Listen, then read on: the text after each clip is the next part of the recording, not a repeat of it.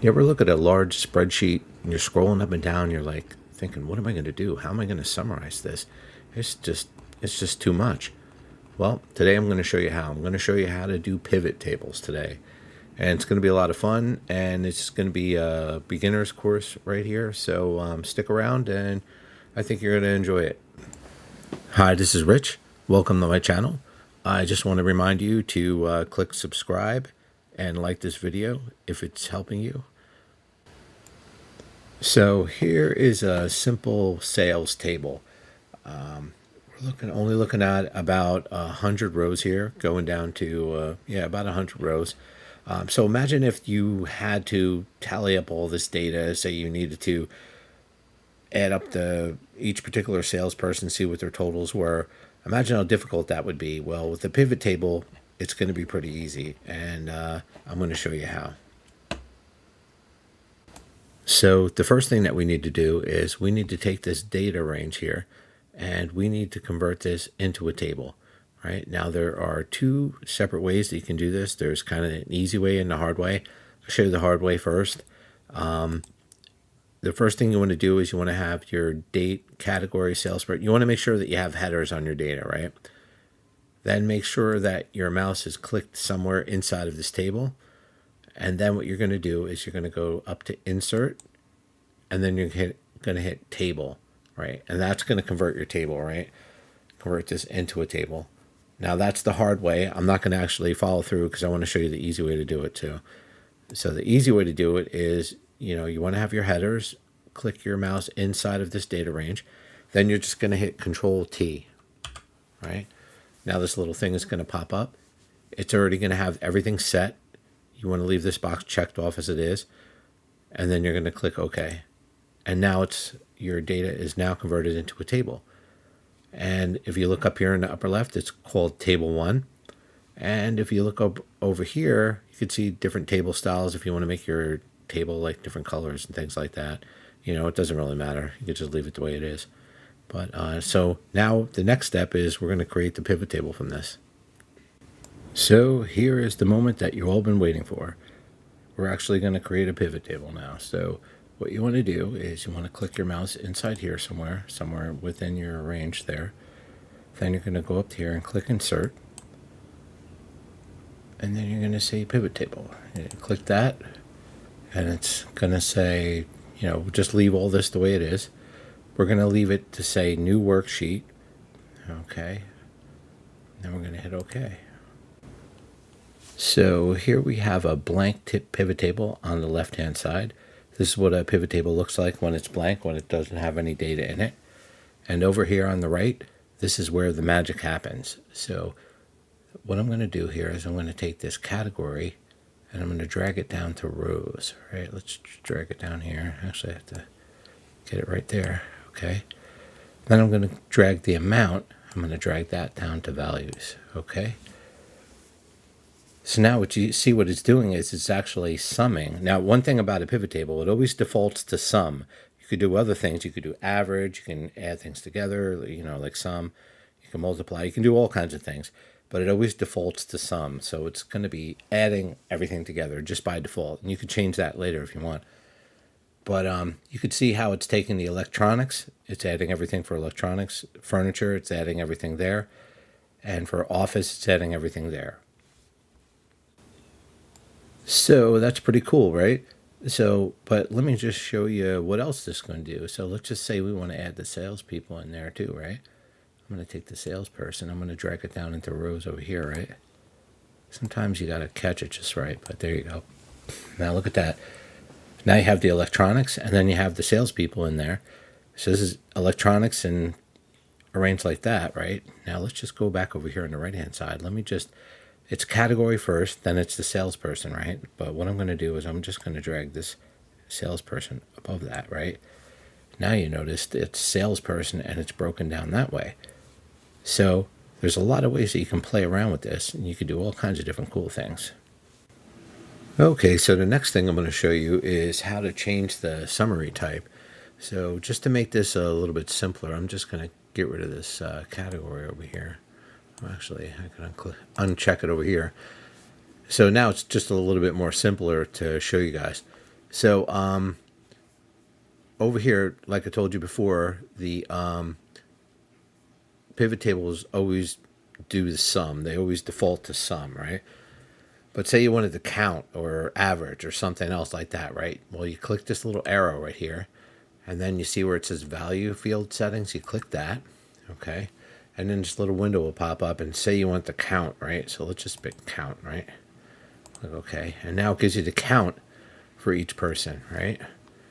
And then I'm going to go up here and I'm going to let's try the other ones. Let's try the average, right?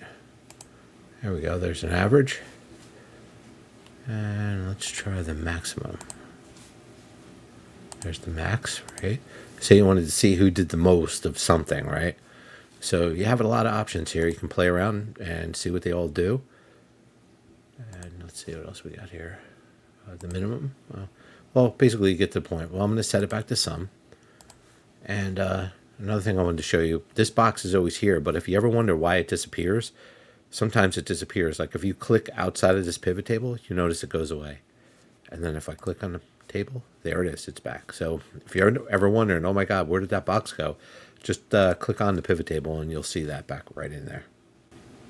So here's another thing that you might be wondering. You're probably wondering like what this little arrow here does, right? It actually does a couple things I'm going to show you, and then you can play around with it later. Like just say you click on this, right? Click on the arrow and just say that you don't want your pivot table to contain Sally, right? You just don't care about Sally, or say she quit or something, you don't care about her anymore. So you click that, hit OK, and now Sally is gone. It only shows them two, right? Now you'll notice that the arrow is gone and now it has like this little kind of weird shape over here. So that tells you that it's been changed, right? So just click back, and then if you want to fill her in, you could either click Sally or you could hit select all, and that'll select everybody, right? Another thing that this does is kind of cool, right?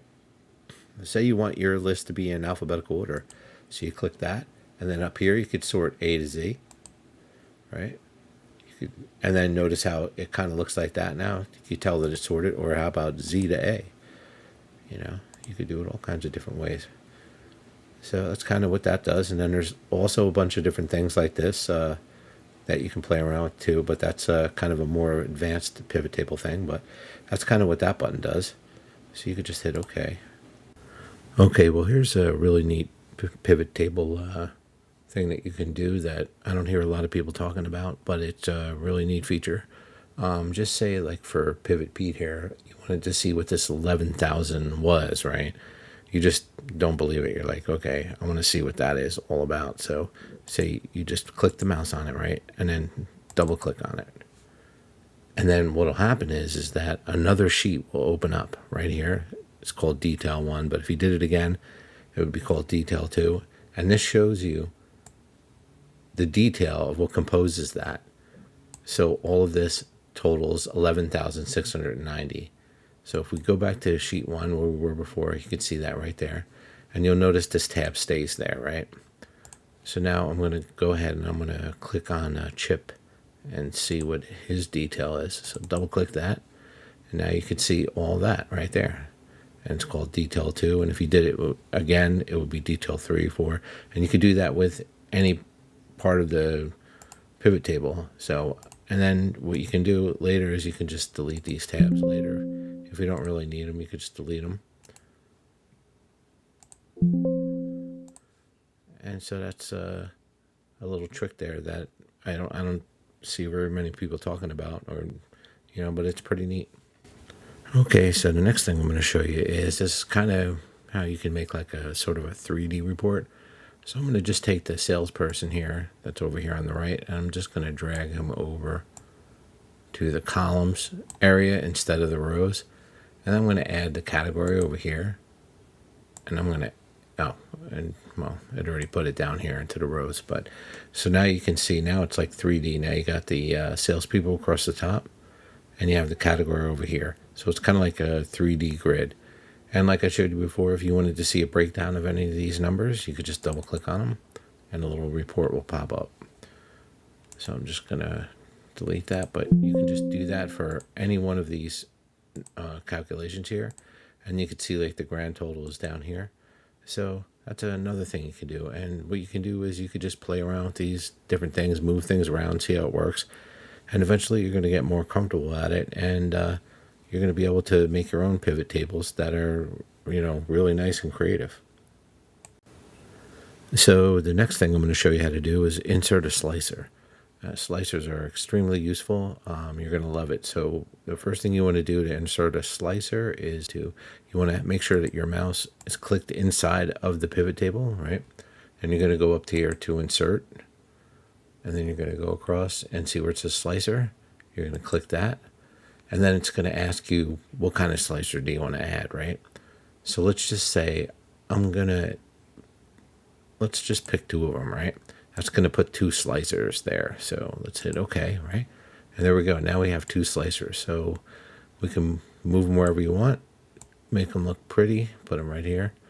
And basically what that does is just say you want to just only show electronics. So you click that, and now it just shows electronics. And you could cycle through these things, and it just shows you what you want to see, right? So just say you want to bring it back to the way that it was before, right?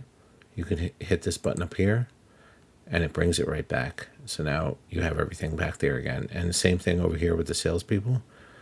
Say you want chip, and say you want electronics. It'll show you just that combination. You can see how Office is grayed out, and that's only because there's no combination with in your data with that. So it can't show, there's nothing to show. So I'm going to put this back here. And if you wanted to get rid of these, say you didn't like the slicer, you just want to get rid of it, you just click it and just hit the delete button on your keyboard. You can do the same thing with this. You could just delete that. And there you have it. So one of the last things we're going to go over today is we're going to go over formatting, right? So what you would do is you're going to click inside the pivot table like we did before for the other things. Then we're going to go up to here to where it says design. And then I think I may have showed you this before, but we have plenty of different designs. We can make the pivot table look all different colors, and so there's plenty of different options there. But let's just say that you wanted to change the numbers to $signs, right? So what you would do is you would right click on the numbers and then go to here, number format. You're going to click that, right? And then you go down to currency, and you want two places after the decimal point. You want a $sign there. It's already set, so you just hit OK. And now you notice that now it's all dollars. And we'll do it again. Let's just say you wanted to change it back, or you wanted to do something else. We'll go to number format again, click it. Let's just say you wanted to do just regular numbers, but you wanted to have two places after the decimal point and a comma there after for the thousand separator. So you do it like that, hit OK, and it makes it look like that. And the last piece of formatting I'm going to show you is just say you wanted to make these columns a little bit wider. Well, you can always go up here and you could just drag this, make it a little wider, right? Say you wanted them all to be the same size, right? So just highlight them all together and then just drag one of them. And you can see like the width in pixels at the top. And then you could just go and pick a nice size and let go, and they'll all be exactly the same size. So in just a couple minutes, you learned how to build a pivot table, change the summary, add columns, use slicers, format everything to look nice. If you want to go deeper, well, I'm going to be coming out with other videos that are a little bit more advanced. So keep an eye out for that. I just want to thank you guys for watching. There's going to be a sample file that you can download in the description, so that if you want to practice along with me and go along, you can, and we could work on it together. Please hit like and subscribe. That really helps me out. And hope you really enjoyed this video.